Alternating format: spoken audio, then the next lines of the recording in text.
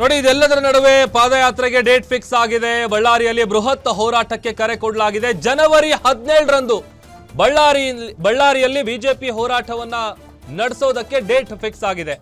ರಾಜ್ಯ ಸರ್ಕಾರದ ನಡೆಯ ವಿರುದ್ಧ ಬಿಜೆಪಿ ಪಾದಯಾತ್ರೆಯ ಪಾಲಿಟಿಕ್ಸ್ ಅನ್ನ ಪ್ಲೇ ಮಾಡ್ತಾ ಇದೆ.